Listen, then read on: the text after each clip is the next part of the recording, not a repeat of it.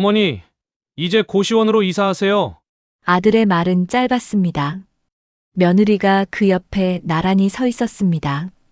웬일로 둘이 함께 왔나 싶었습니다. 좋은 일이 있나 싶기도 했습니다. 이런 상황이 벌어진 데에는 아주 충격적인 이유가 있었습니다. 지금 이 이야기를 듣고 계신 여러분은 어디에 사시나요? 지금 무엇을 하면서 듣고 계신지 댓글로 편하게 남겨주세요. 그럼 지금부터 이야기를 시작하겠습니다. 오말수는 올해 73살이었습니다. 슬아의 아들 하나를 두었고 며느리와 손주 둘이 있었습니다. 동네 사람들은 그냥 말순이네 할머니라고 불렀습니다. 특별할 것 없는 이름이었고 특별할 것 없는 삶이었습니다. 적어도 겉으로는 그랬습니다. 그녀가 사는 집은 낡고 작았습니다. 지붕 한쪽이 빗물에 사가 있었고 마루 끝은 오래전부터 뒤틀려 있었습니다. 그래도 말수는 그 집이 좋았습니다. 남편과 함께 단칸방으로 시작해 한 평, 두 평 늘려온 집이었습니다. 아들 재혁이가 첫걸음을 뗀 마루가 있었고 남편이 마지막 숨을 쉰 작은 방이 있었습니다. 그 집은 말순에게 집이 아니라 삶 그 자체였습니다. 아들 윤재혁은 중소건설사 재혁건설의 대표였습니다.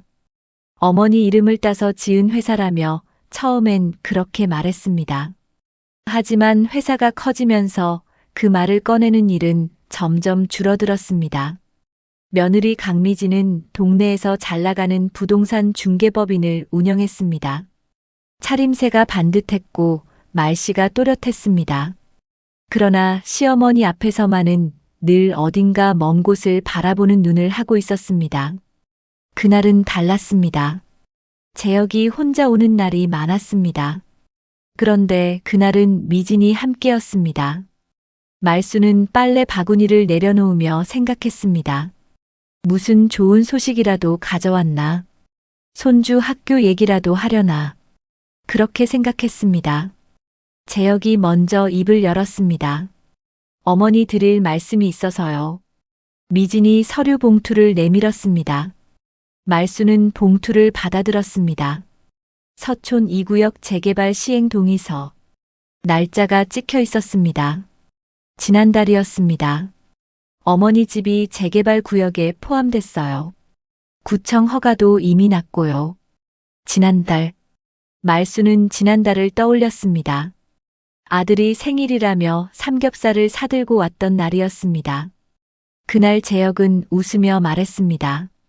어머니 오래오래 건강하게 사세요.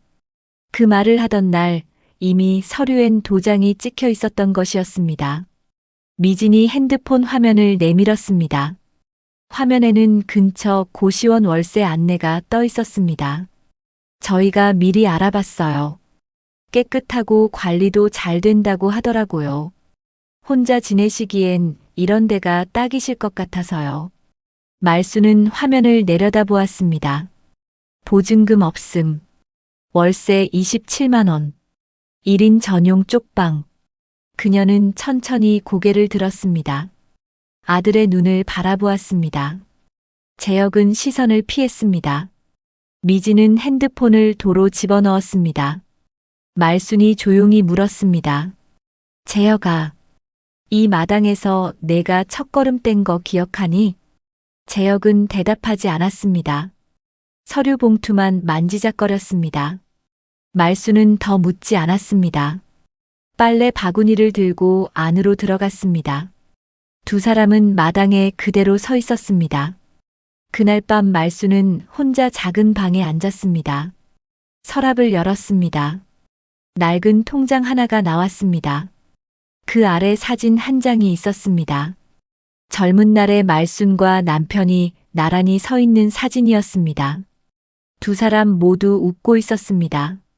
아무것도 없던 시절의 웃음이었습니다. 남편은 평생 허리 한번 제대로 펴지 못하고 일했습니다.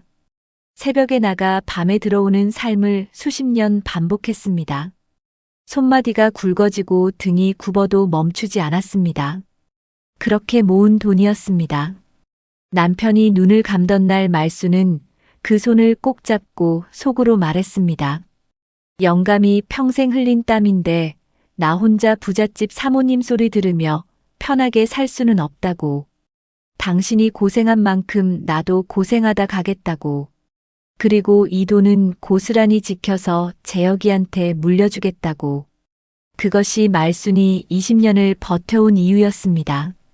말순은 사진을 한참 바라보다 혼자 중얼거렸습니다. 영감, 나 잘하고 있는 거 맞지? 사진 속 남편은 여전히 웃고 있었습니다. 사흘 뒤 말순은 작은 보따리 하나를 쌌습니다. 옷 몇 벌과 세면도구와 사진 한 장이 전부였습니다. 30년을 채운 집에서 그녀가 가져간 것은 그것뿐이었습니다. 대문을 나서기 전 말순은 한번 돌아보았습니다. 뒤틀린 마루, 삭은 지붕, 남편이 직접 심은 감나무 한 그루, 그리고 그 감나무 아래 묻어둔 것이 있었습니다. 아무도 모르는 것이었습니다. 아들도 며느리도 세상 누구도 알지 못하는 것이었습니다. 말순은 아무 말 없이 대문을 닫았습니다. 눈물 한 방울 없이. 이사장님, 서촌 2구역 재개발 인허가 심의 요청이 들어왔습니다. 전화기 너머 사무국장의 목소리는 조심스러웠습니다. 말순은 아무 말도 하지 않았습니다. 창밖을 바라보았습니다. 고시원 쪽방 창문 너머로 포클레인이 보였습니다. 바로 자신이 30년을 살아온 집을 허무는 포클레인이었습니다. 굉음이 들렸습니다. 그러나 말순은 창문을 닫지 않았습니다. 끝까지 보고 싶었습니다. 아니, 끝까지 봐야 할 것 같았습니다. 시행사가 어디라고 했죠? 재혁건설입니다. 말순은 천천히 눈을 감았습니다. 그리고 다시 떴습니다.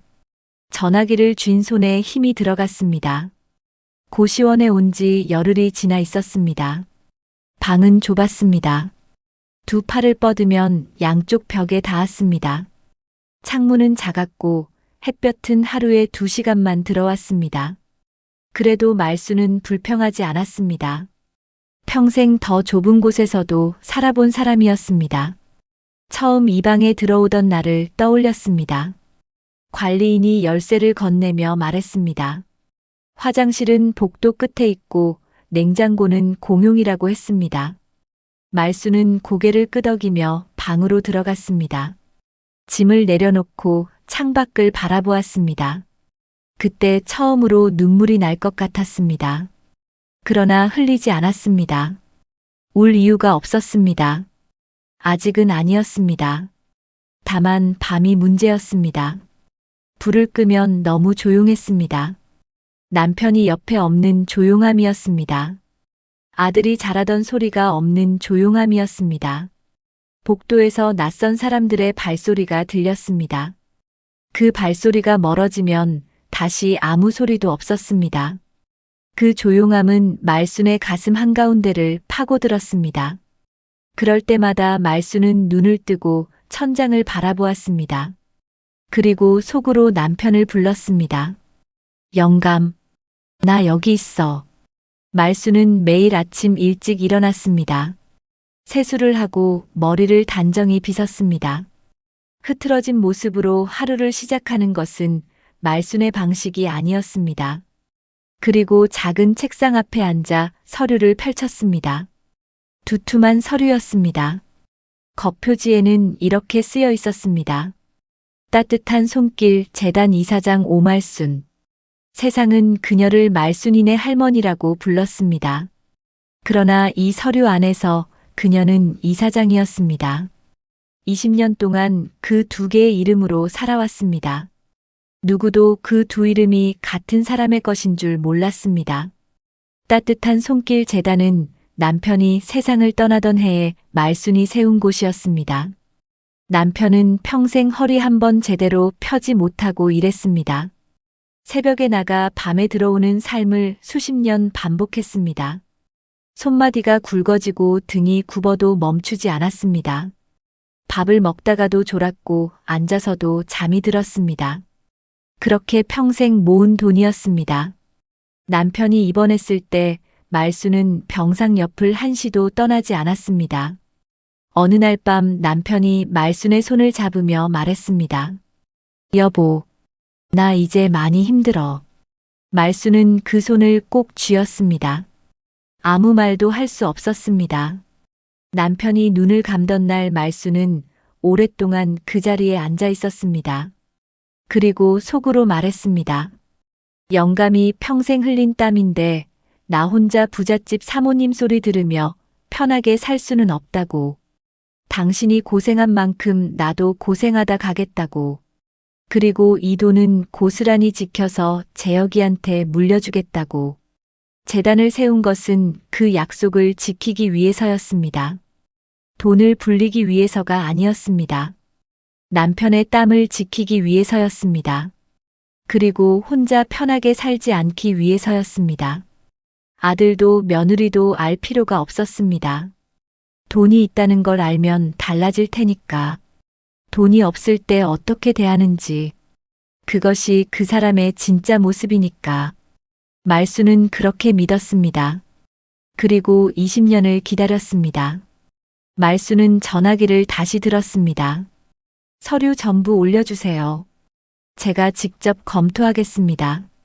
사무국장이 잠시 망설이다 물었습니다. 혹시 이사장님 재혁건설 대표를 아십니까? 말수는 창밖을 바라보았습니다. 포클레인이 감나무를 밀어내고 있었습니다. 남편이 직접 심은 감나무였습니다. 재혁이 태어나던 해에 심은 나무였습니다. 그 나무가 쓰러지는 것을 말수는 끝까지 바라보았습니다. 압니다. 그것이 전부였습니다. 말수는 전화를 끊었습니다. 서류가 도착했습니다. 재혁건설 서촌 2구역 재개발 인허가 신청서. 말수는 페이지를 한 장 한 장 넘겼습니다. 꼼꼼하게 읽었습니다. 20분쯤 지났을 때 손이 멈추었습니다. 빨간 펜을 들었습니다. 서류 한 곳에 줄을 그었습니다. 그리고 또 한 곳, 또 한 곳. 말순의 얼굴에는 아무 표정이 없었습니다. 그러나 손끝이 미세하게 떨리고 있었습니다. 아들이 올린 서류였습니다. 아들이 수년간 준비한 사업이었습니다. 그것을 알면서도 펜을 내려놓지 않았습니다. 아들은 몰랐을 것이었습니다. 서촌 2구역 핵심 부지 두 필지의 소유자가 누구인지, 그 부지 없이는 재개발 자체가 불가능하다는 것도, 그리고 그 땅이 바로 고시원 쪽방에 앉아있는 자신의 어머니 명의라는 것도. 며칠 뒤 재혁건설 사무실로 공문 한 통이 날아왔습니다. 따뜻한 손길 재단 명의의 공문이었습니다. 서촌 2구역 재개발 인허가 심의 보류. 부지 소유권 확인 절차 필요. 재혁은 공문을 읽다가 미간을 찌푸렸습니다. 이 재단이 어디야? 직원이 대답했습니다. 20년 된 자선재단인데요. 이사장이 굉장히 조용한 분이라 알려진 게 거의 없습니다. 재혁은 서류를 책상에 내려놓았습니다. 별것 아닐 거라고 생각했습니다. 노인네 재단 하나쯤이야 금방 해결될 거라고 생각했습니다. 그 생각이 얼마나 큰 착각이었는지 재혁은 아직 몰랐습니다. 한편 말수는 그날 밤 오래도록 책상 앞에 앉아 있었습니다. 남편의 사진을 바라보았습니다. 남편의 웃는 얼굴이었습니다. 영감, 당신이 평생 흘린 땀인데 내가 이걸 어떻게 써야 할지 이제 알 것 같아. 근데 영감, 쉽지가 않네. 그래도 해야겠지. 말수는 자리에서 일어났습니다. 코트를 걸쳤습니다. 거울 앞에 섰습니다. 거울 속 여자는 낡은 코트를 입은 할머니였습니다. 하지만 그 눈빛은 달랐습니다. 20년간 남편의 땀을 지켜온 사람의 눈빛이었습니다. 흔들리지 않는 눈빛이었습니다. 그 눈빛만큼은 20년 전과 똑같았습니다. 이 땅 소유자가 누굽니까? 재혁의 목소리가 떨렸습니다. 심의 테이블 맞은편에 앉은 노인이 서류를 한 장 넘겼습니다. 작은 체구였습니다. 낡은 베이지색 코트를 입고 있었습니다. 그 노인이 천천히 고개를 들었습니다. 재혁은 굳어버렸습니다. 어머니였습니다. 그날 심의는 오전 10시에 시작되었습니다. 재혁건설 서촌 2구역 재개발 인허가 최종 심의였습니다. 재혁은 부하 직원 셋을 대동하고 회의실에 들어섰습니다. 양복을 다려 입었고 머리도 단정히 넘겼습니다. 수백억짜리 사업이었습니다. 이 심의만 통과하면 모든 것이 끝나는 날이었습니다. 오는 길에 직원이 물었습니다. 대표님, 오늘 어떻게 될 것 같으세요? 재혁은 넥타이를 고쳐 매며 말했습니다. 문제없어. 노인네 재단이야. 금방 끝나. 그 말이 틀리지 않을 거라고 생각했습니다. 의심조차 하지 않았습니다. 회의실에 들어서며 재혁은 맞은편 자리를 후쳤습니다. 따뜻한 손길 재단 측 심의위원들이 자리를 채우고 있었습니다. 서류를 들여다보는 사람들이었습니다. 그중 가장 끝자리에 작은 노인 한 명이 앉아 있었습니다. 낡은 코트를 입고 있었습니다. 재혁은 흘끗 보고 시선을 거두었습니다. 아무 생각이 없었습니다. 심의가 시작되었습니다. 재혁이 자리에서 일어났습니다. 사업 계획서를 펼쳤습니다.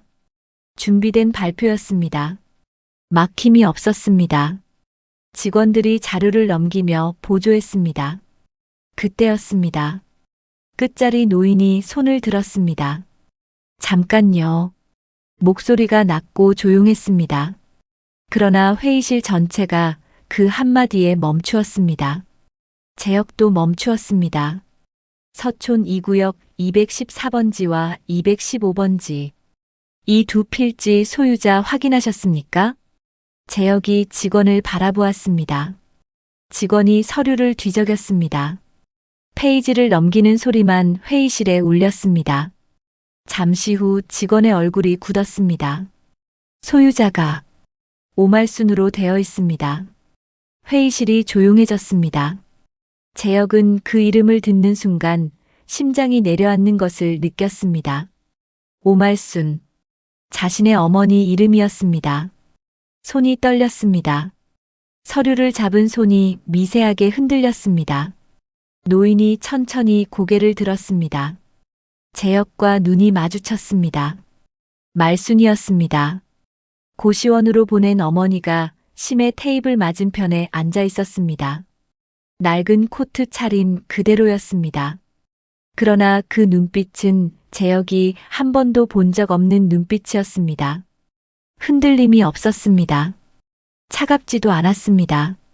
그냥 담담했습니다. 그 담담함이 오히려 더 무거웠습니다. 재혁의 입술이 달싹였습니다. 어머니, 말수는 대답하지 않았습니다. 서류를 한 장 더 넘겼습니다. 이 두 필지 없이는 이 구역 재개발 자체가 불가능합니다. 소유자 동의 없이 진행된 인허가 신청은 절차상 하자가 있습니다. 재혁의 얼굴이 하얗게 질렸습니다. 옆에 앉은 직원들도 굳어버렸습니다. 오전 내내 자신만만하게 앉아있던 사람들이었습니다. 회의실 안에 침묵이 흘렀습니다. 아무도 말을 잇지 못했습니다. 말수는 서류를 덮었습니다. 자리에서 일어났습니다. 코트 단추를 잠그며 말했습니다. 추후 연락드리겠습니다. 그리고 회의실을 나갔습니다. 뒤를 돌아보지 않았습니다. 재혁은 그 자리에서 한동안 움직이지 못했습니다. 직원들이 뭔가를 묻는 것 같았습니다. 그러나 귀에 들어오지 않았습니다. 머릿속에 한 장면만 맴돌았습니다. 마당에 서 있던 어머니였습니다. 빨래를 걷다 손을 멈추던 어머니였습니다. 고시원 얘기를 듣고도 아무 말하지 않던 어머니였습니다. 그날 왜 울지 않으셨을까? 그날 왜 화내지 않으셨을까? 재혁은 그제야 알 것 같았습니다. 어머니는 이미 알고 있었던 것이었습니다. 이날이 올 것을. 그날 오후 재혁은 미진에게 전화를 했습니다. 목소리가 떨렸습니다. 여보, 큰일 났어. 어머니가 따뜻한 손길 재단 이사장이래. 미지는 처음엔 무슨 말인지 이해하지 못했습니다. 그게 무슨 소리야? 재혁이 다시 말했습니다. 우리 사업 부지 땅 2필지가 어머니 명의야. 그 땅 없으면 재개발 못해. 사업 전체가 날아갈 수도 있어. 전화기 너머로 미진의 숨소리가 멎었습니다. 한참 뒤 미진이 물었습니다. 어머니가 재단 이사장이라고? 흥. 수백억짜리? 흥. 미진은 더 말을 잇지 못했습니다. 며칠 전까지만 해도 고시원을 알아봐드렸던 분이었습니다. 깨끗하고 관리 잘 된다고 했던 그 고시원이었습니다. 월세 27만 원짜리 쪽방이었습니다. 그날 저녁 재혁과 미진은 고시원 앞에 섰습니다. 건물 외벽이 낡아 페인트가 벗겨져 있었습니다. 입구에 형광등이 하나 깜빡이고 있었습니다. 좁은 복도 끝 제일 작은 방. 502호였습니다. 그 문 앞에 두 사람은 한참을 서 있었습니다. 아무도 먼저 노크하지 못했습니다. 미진이 먼저 무릎을 꿇었습니다. 방문 앞 좁은 복도에 서였습니다. 재혁도 천천히 무릎을 꿇었습니다. 양복 바지가 복도 바닥에 닿았습니다. 어머니, 잘못했습니다. 재혁의 목소리가 갈라졌습니다. 미진은 고개를 숙인 채 아무 말도 하지 못했습니다. 눈물이 복도 바닥에 떨어졌습니다. 방 안에서 아무 소리도 나지 않았습니다. 말수는 책상 앞에 앉아 있었습니다. 남편의 사진을 바라보고 있었습니다. 두 사람의 목소리를 들었습니다. 문 너머로 들렸습니다. 그러나 바로 문을 열지 않았습니다. 그녀에게는 아직 확인해야 할 것이 남아 있었습니다. 진심인지 아니면 사업 때문인지 그것을 알기 위해 20년을 기다렸습니다. 오늘 하루로 알 수 있는 것이 아니었습니다. 말수는 사진 속 남편을 바라보며 속으로 물었습니다. 영감, 저 아이가 진짜로 변할 수 있을까? 두고 봐야 알겠지. 남편은 여전히 웃고 있었습니다. 말수는 다음 날 아침 일찍 나섰습니다. 고시원 문을 나서면서 코트 단추를 꼼꼼히 여몄습니다. 행선지는 정해져 있었습니다. 서촌 2구역 임시 이주민 쉼터였습니다. 재개발이 시작되면서 갈 곳을 잃은 사람들이 모인 곳이었습니다. 컨테이너 건물 2동이 전부였습니다. 말순이 30년을 살아온 동네에서 쫓겨난 사람들이었습니다. 그녀와 똑같이 하루아침에 집을 잃은 사람들이었습니다. 말수는 쉼터 문을 두드렸습니다. 관리인이 나왔습니다. 어디서 오셨어요? 저도 여기 살던 사람입니다. 그것이 전부였습니다. 말수는 앞치마를 꺼내 들었습니다. 그리고 주방으로 들어갔습니다. 처음에 쉼터 사람들은 말순을 낯설어 했습니다. 말없이 밥을 짓고 국을 끓이는 노인이 누군지 아무도 몰랐습니다. 그냥 동네 할머니라고만 생각했습니다. 말수는 그것으로 충분했습니다. 알려질 필요가 없었습니다. 여기서도 그냥 말순이네 할머니면 충분했습니다. 매일 아침 쉼터에 나왔습니다. 밥을 지었습니다. 어르신들 발 씻는 것을 도왔습니다. 짐 정리를 함께 했습니다. 아무도 시키지 않은 일이었습니다. 아무도 알아주지 않아도 괜찮았습니다. 남편이 평생 그렇게 살았습니다. 알아주는 사람 없어도 묵묵히 했습니다. 말순도 그렇게 하면 됐습니다. 쉼터에는 여러 사람이 있었습니다. 평생 그 동네에서 두부 장사를 했다는 76살 박씨 할머니가 있었습니다. 가게가 철거되던 날 그 자리에 주저앉아 일어나지 못했다는 분이었습니다. 사흘을 밥을 못 드셨다고 했습니다. 말수는 그 할머니 옆에 조용히 앉았습니다. 아무 말도 하지 않았습니다. 그냥 옆에 있었습니다. 그것만으로도 할 수 있는 일이었습니다. 박씨 할머니가 먼저 말을 걸었습니다. 할머니는 어디 살던 분이에요? 골목 끝 감나무 있던 집이요. 박씨 할머니가 고개를 끄덕였습니다. 아, 거기. 감나무 크던 집. 나도 알아요. 거기 감 참 맛있었는데. 말수는 잠시 눈을 감았습니다.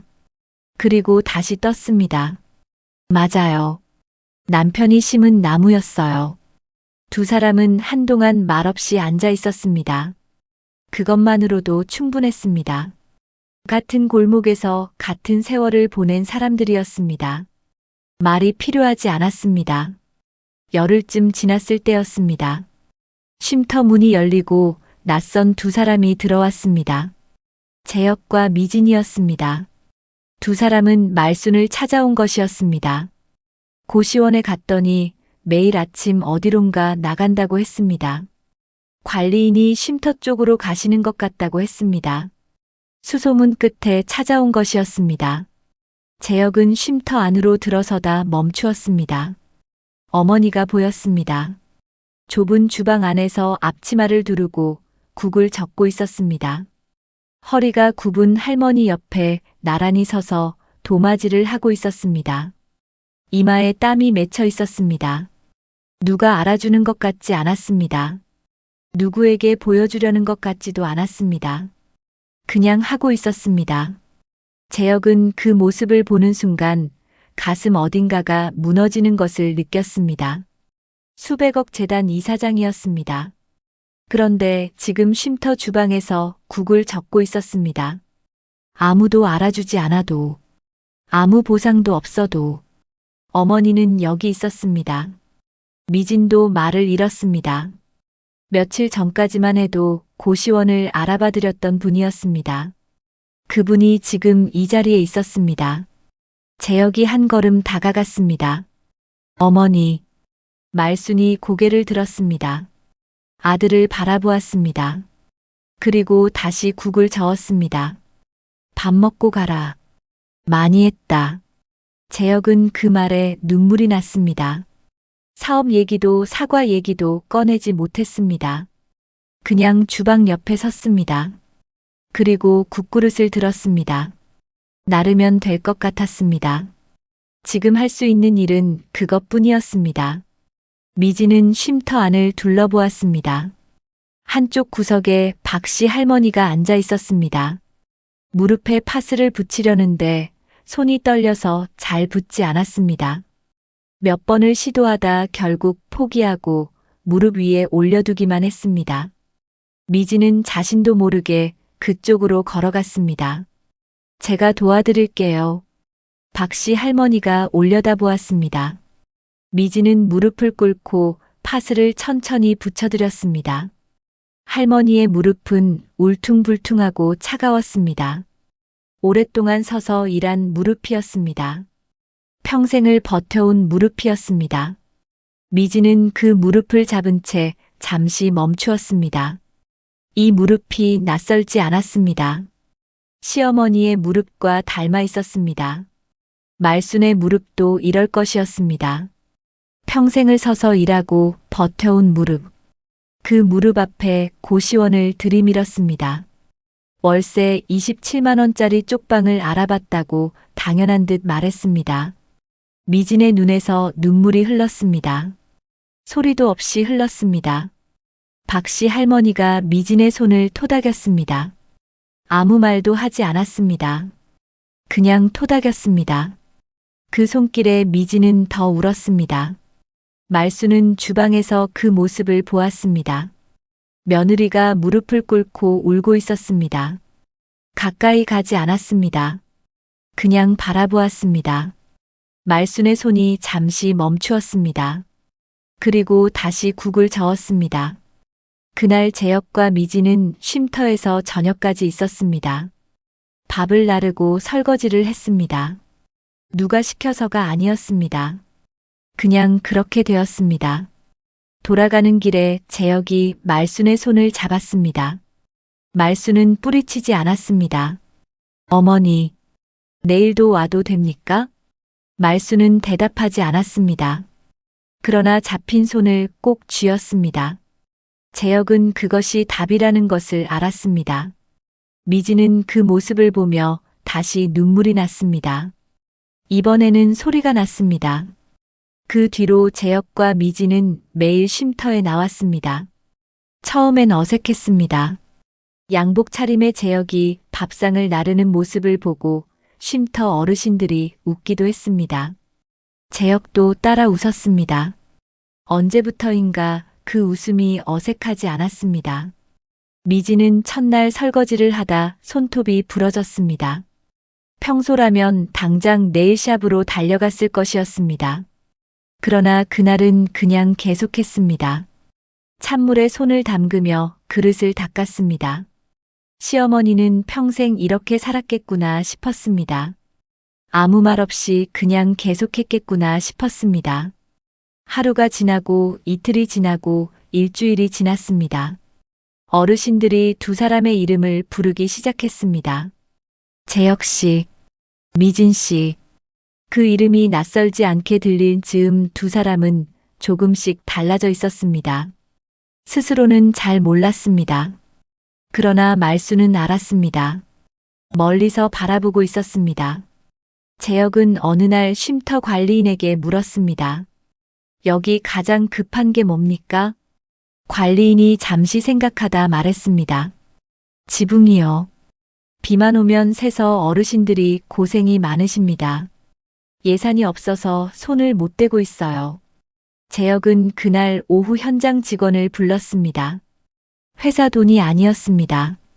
자기 돈이었습니다. 직원이 물었습니다. 대표님 공사비 어디서 처리할까요? 내 통장에서 빼. 직원이 잠시 멈추었다가 고개를 끄덕였습니다. 일주일 뒤 쉼터 지붕이 새 것으로 바뀌었습니다. 비 오는 날 어르신들이 모여 앉아 말했습니다. 이제 안 새네. 따뜻하다. 재혁은 그 말을 듣고 처음으로 건설사 대표가 된 날보다 더 뿌듯했습니다. 수백억짜리 계약을 따냈을 때와는 다른 기분이었습니다. 가슴 어딘가가 따뜻해지는 기분이었습니다. 이런 기분이 있다는 것을 몰랐습니다. 미진도 달라졌습니다. 갈 곳 없는 어르신들의 새 거처를 찾아주는 일을 시작했습니다. 부동산 중개인으로 평생 돈이 되는 집만 다뤄온 사람이었습니다. 그런데 지금은 돈이 안 되는 집을 찾아다니고 있었습니다. 보증금이 없어도 들어갈 수 있는 곳, 어르신 혼자서도 살 수 있는 곳, 햇볕이 드는 곳, 따뜻한 곳. 한 달 내내 발품을 팔았습니다. 박씨 할머니의 새 방을 찾아들인 날이었습니다. 작고 햇볕이 잘 드는 방이었습니다. 남향이었습니다. 할머니가 방 안을 둘러보다 창밖을 바라보았습니다. 햇살이 방 안가득 들어오고 있었습니다. 할머니는 한참을 그 햇살을 바라보았습니다. 그리고 미진의 손을 잡았습니다. 고마워요. 우리 딸 같아. 미진은 그 자리에서 주저앉아 울었습니다. 소리내어 울었습니다. 오랫동안 울었습니다. 자신이 왜 우는지 처음엔 몰랐습니다. 그러다 알았습니다. 시어머니한테 한 번도 딸 같다는 말을 들어본 적이 없었습니다. 아니, 시어머니가 그 말을 할 틈을 한 번도 주지 않았습니다. 늘 바빴고 늘 피했습니다. 명절에도 자리를 피했고 생일에도 선물만 보냈습니다. 그러면서 잘하고 있다고 생각했습니다.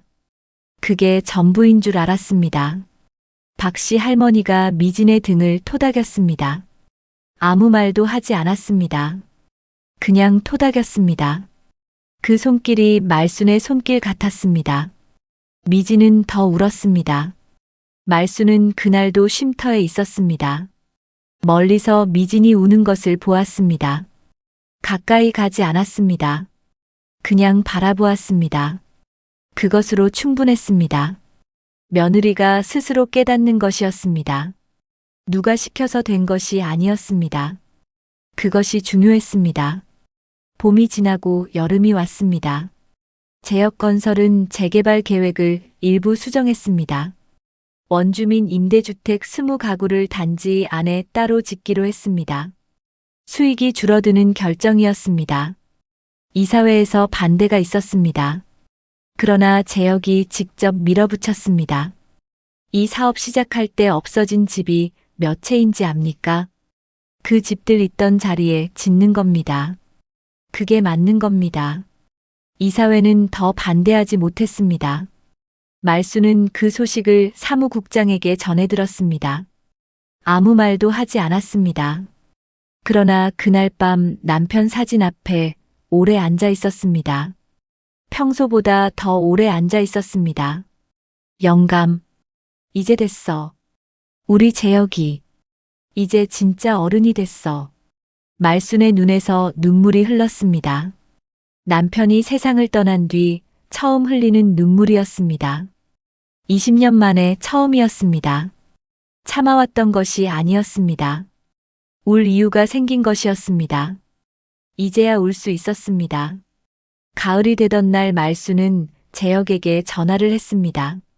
재혁아, 나 집으로 가도 되겠니? 전화기 너머로 재혁의 숨소리가 멎었습니다. 그리고 잠시 후 목이 메인 목소리가 들려왔습니다. 어머니, 제가 모시러 가겠습니다. 전화를 끊고 재혁은 한참을 앉아 있었습니다. 미진이 옆에서 물었습니다. 어머니가 뭐래? 재혁은 대답하지 않았습니다. 그냥 울었습니다. 소리도 없이 울었습니다. 미진도 울었습니다. 두 사람은 한동안 그렇게 앉아 있었습니다. 재혁이 고시원 앞에 도착했을 때 말수는 이미 보따리를 싸두고 있었습니다. 일부에서 들고 나왔던 그 작은 보따리였습니다. 옷 몇 벌과 세면도구와 사진 한 장. 달라진 것은 없었습니다. 재혁은 보따리를 들었습니다. 말순의 손을 잡았습니다. 두 사람은 아무 말 없이 걸었습니다. 차에 오르기 전 말순이 멈추었습니다. 고시원 건물을 한번 돌아보았습니다. 좁은 창문이 보였습니다. 햇볕이 하루 2시간밖에 들지 않던 그 창문이었습니다. 말수는 작게 웃었습니다. 오래전 남편과 처음 단칸방을 나서던 날도 이런 기분이었습니다. 아무것도 없었지만 두렵지 않았던 날. 앞으로 나아가면 된다고 믿었던 날. 말수는 차에 올랐습니다. 7년 뒤, 손주들은 훌쩍 자라 있었습니다. 첫째는 대학에서 사회복지를 공부하고 있었습니다. 둘째는 매주 토요일 쉼터에서 봉사를 했습니다. 할머니를 닮은 아이들이었습니다. 누가 시키지 않아도 그렇게 하고 있었습니다. 미지는 여전히 박씨 할머니를 한 달에 한 번 찾아갔습니다. 그때마다 할머니는 미진의 손을 잡고 말했습니다. 우리 딸 왔네. 미지는 그 말을 들을 때마다 울지 않으려고 했습니다. 그러나 번번이 실패했습니다. 재혁건설은 매년 쉼터 운영비를 후원했습니다. 조용히 했습니다. 보도 자료도 내지 않았습니다. 언론에 알리지도 않았습니다. 재혁이 직접 지시한 것이었습니다. 알릴 필요 없어. 그냥 해. 직원이 물었습니다. 홍보 효과가 있을 텐데요. 재혁은 고개를 저었습니다. 홍보하려고 하는 게 아니야. 그것이 전부였습니다. 직원은 더 묻지 않았습니다. 쉼터 관리인은 매년 후원금이 들어올 때마다 누구인지 몰랐습니다. 재혁건설 명의였지만 대표가 어떤 사람인지 알 길이 없었습니다. 그냥 고마운 곳이라고만 생각했습니다. 말수는 그 사실을 알고 있었습니다. 아무 말도 하지 않았습니다. 그냥 알고 있었습니다. 그리고 말수는 여전히 매일 아침 일찍 일어났습니다. 세수를 하고 머리를 단정히 빗었습니다. 그리고 창밖을 바라보았습니다. 마당에 감나무가 한 그루 서 있었습니다. 재혁이 옮겨 심은 것이었습니다. 철거되기 전날 밤 몰래 캐온 것이었습니다. 아무 말도 하지 않고 그냥 심어두었습니다.